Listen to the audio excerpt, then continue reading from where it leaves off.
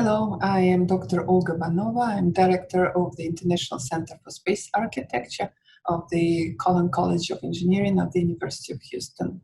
And I'm also director of its Master of Science in Space Architecture program and the research professor at the same college at the same university. I'm also currently a chair of Space Architecture Technical Committee of the American Institute of Aeronautics and Astronautics. The center, the Space Architecture Center, Sasakawa International Center for Space Architecture, was founded in 1987 with a $3 million endowment gift provided by Japan Shipbuilding Industry Foundation, and the chairman at that time was Ryoji Sasakawa. That was the largest foreign gift ever received by the University of Houston. And by the way, Ryoji's son, Yohei Sasakawa, who is now chairman of the Nippon Foundation, which used to be the Japan Shipbuilding Industry Foundation. He visited us a couple of years ago and was very pleased how the center evolved and with all our work. And so it was very nice to have this visit. So the founder of the program, architecture professor Larry Bell, and another faculty, architecture faculty at that time, Guy Trotti, they have been working on space-related projects in 1990s quite a bit. They were involved with several grants, working on several grants related to the work that NASA was doing at that time. It was a very exciting time, by the way, because NASA announced a new program and it was Space Station Freedom. So they did a lot of studies involving, of course, architecture students, fourth and mostly fifth year architecture students, working on different studies. It was galley studies, viewport studies for the Space Station Freedom at that time. Eventually, Space Station Freedom evolved into the International Space Station that we all know now about. But a lot of work that was done back then was fundamental studies for the International Space Station now, including cupola studies, by the way, the viewing cupola that's the ISS has now, and it's a big attraction, of course, for all astronauts and cosmonauts visiting and staying and working there. And it was quite an interesting study done by the University of Houston back then. So the later in 2003, a group of engineers from the Johnson Space Center, NASA Center, located here in Houston, they came to the center and asked how they can work. They wanted to learn about space architecture, and they wanted to get eventually a degree of that. And that's how the degree of Master of Science in Space Architecture was born. They were first graduates from the program back in 2003. And that's the outline of the program was created then. It's quite also evolved, changed since then. But those first graduates, we're still in touch with them. So they work, of course, for NASA and continued working for NASA. And they've been involved in great help for the center. They were also helping our students later on. So that's how the program, Master of Science in Space Architecture program started. And later, the center was transferred from the College of Architecture to the College of Engineering, and Texas Higher Education Board designated the program as a STEM program, to science, technology, engineering, and math designation. We got that designation, which is very important for our students too. Also, our connection with engineering is very important. Our program was always a multidisciplinary program, interdisciplinary program. So being within engineering domain and working with the engineering problems definitely is important for us to be also part of the engineering community as well as architectural community, because that is also it's a combination of both domains. So the Sasakawa Center for Space Architecture is through these years evolved into unique research and design and teaching entity that also sponsors and directs the world's only Master of Science Space Architecture program. And that's probably all about the history of our center, how it created. But it's also important to say that it's very logical that this first program and the first space architecture program and center was created here in Houston because of our proximity to the human spaceflight, NASA's human spaceflight center. It's Johnson Space Center. It's where all astronauts are. They are training. It's where mission control is. So that connection was very important and key and essential for the center to be created here in Houston. That's the beginning. The beginning was in 1987, but since then, I believe we grew and we changed quite a lot. And it was exciting time back then. It's a very exciting time now.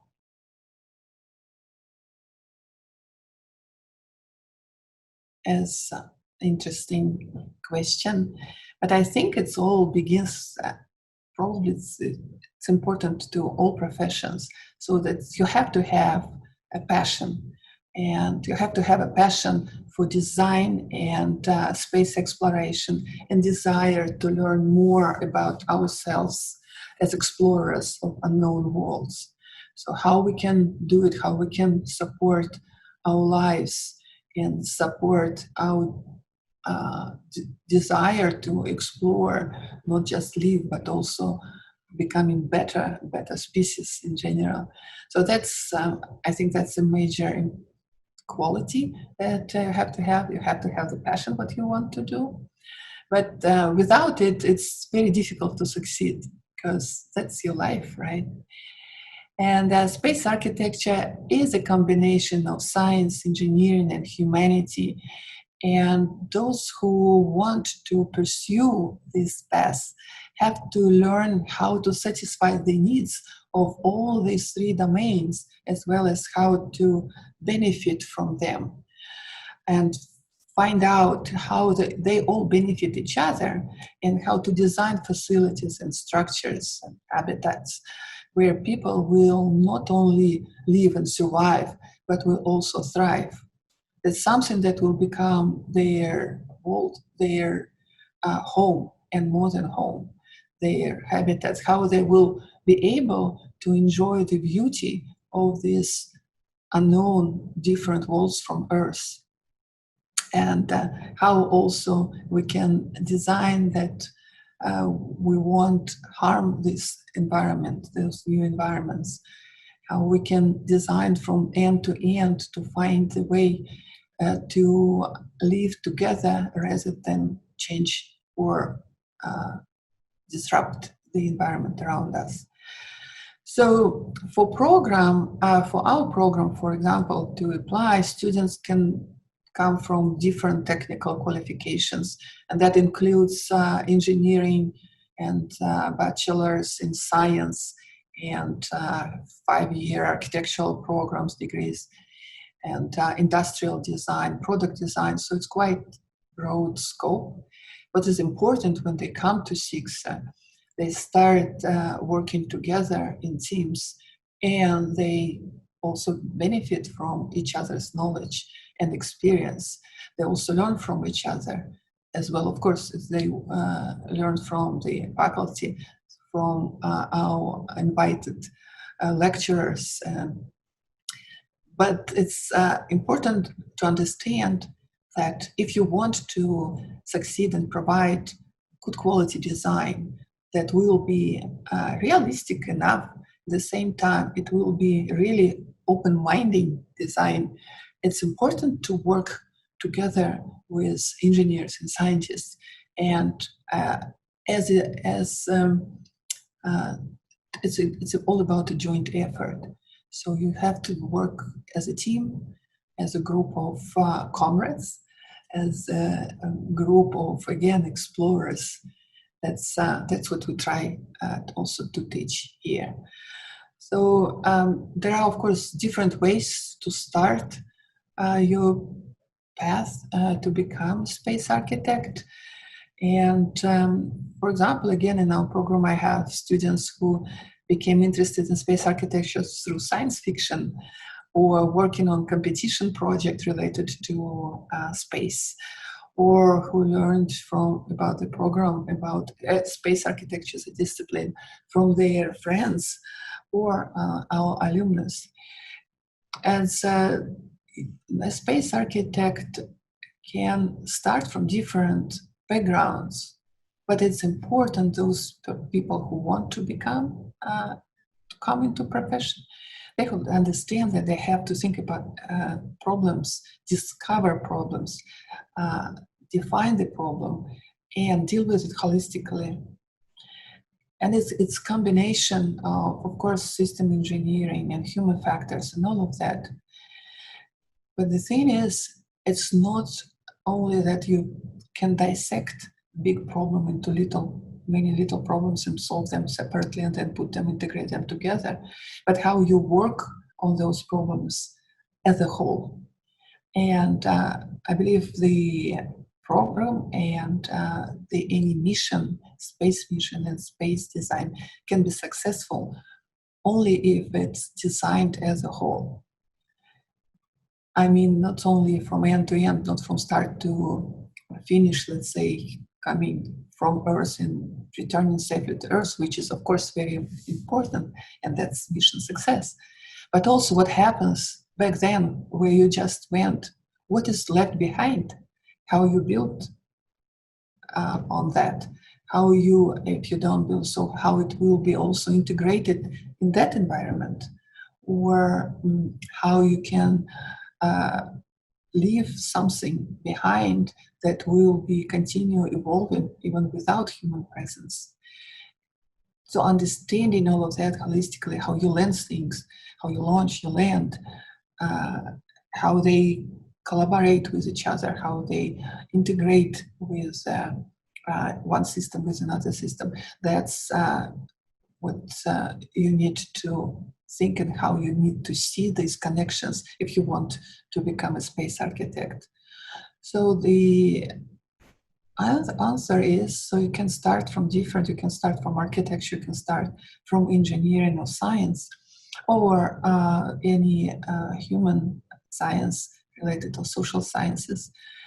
If you're interested in those big scale problems, and if you want to find the path, how it can be evolved and connected, so then that's what what's important. That's what you will find your way how to become. So you just fill in the gaps. So you go and get your education in those domains that you feel you're lacking to be able to see the whole picture. That's why our program is created also, because it is, as I said, interdisciplinary program and multidisciplinary program. So it's the place where you can work with everybody from different backgrounds together on space exploration and space architecture projects.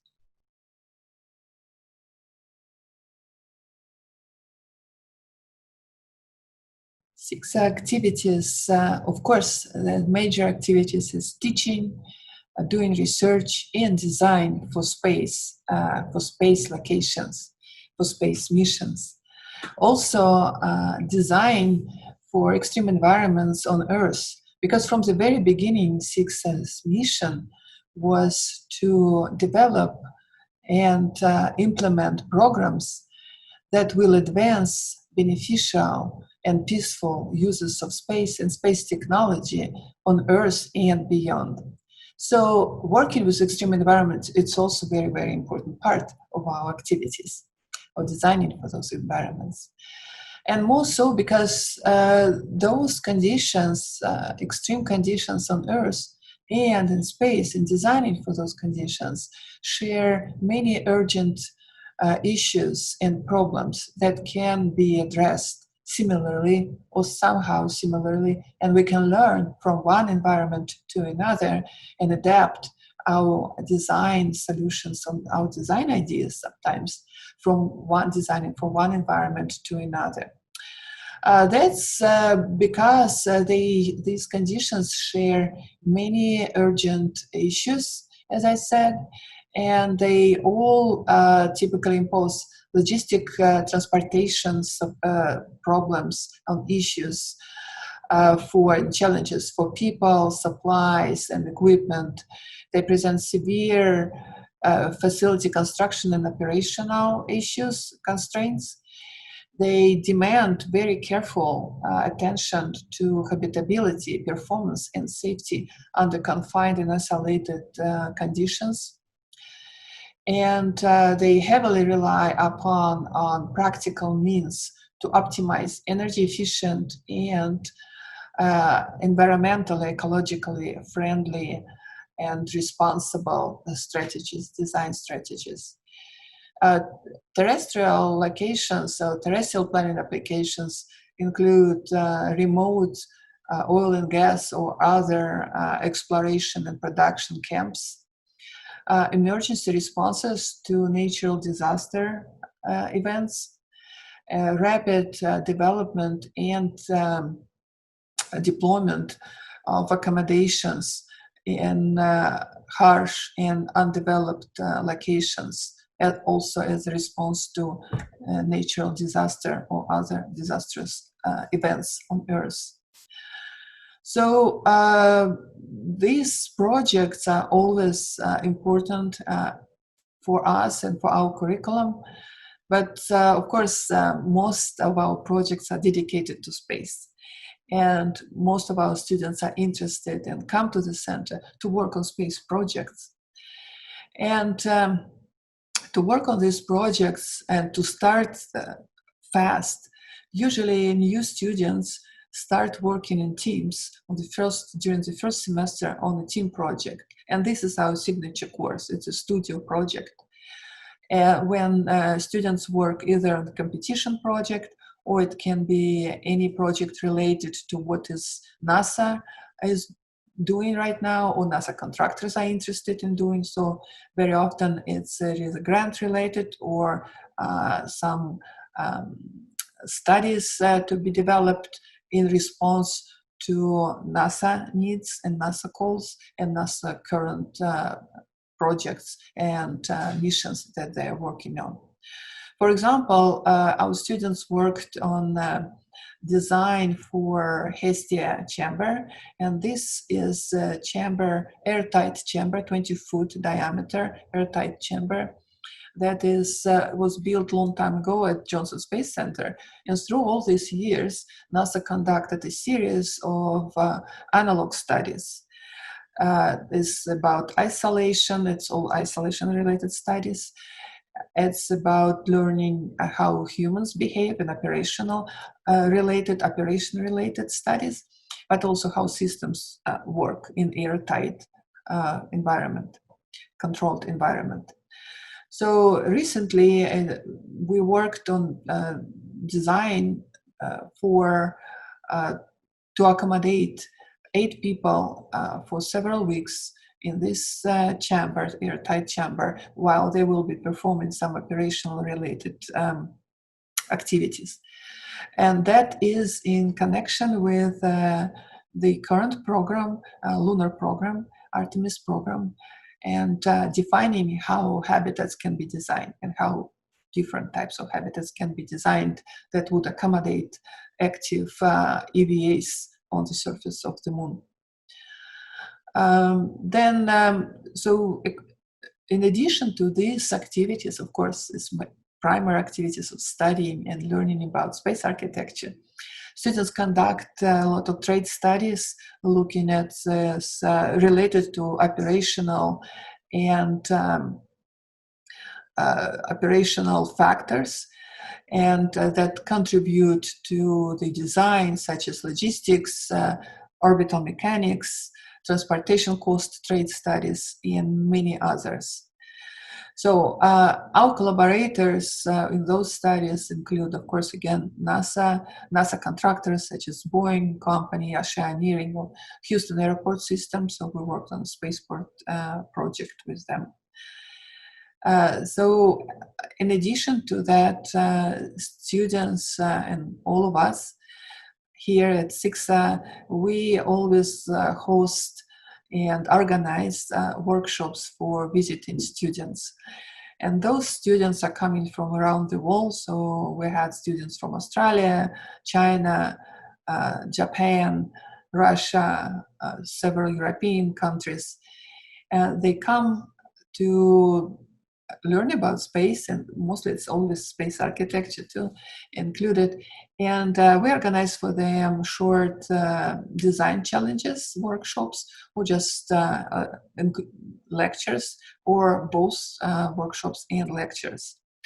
And during these events, our students not only host these visitors, but they also act as team leads for them, and also as mentors when those students are visiting students are working on their design challenges. Sometimes it's competition, sometimes it's not, that at the end of their visiting, they usually present their projects and we all discuss it. And we also invite folks from NASA and, of course, our faculty. And that's usually becomes very, very active discussion. And sometimes those projects will continue when the students return to their universities and they continue working on them as their major projects. And that's actually ideal situation like that. Also,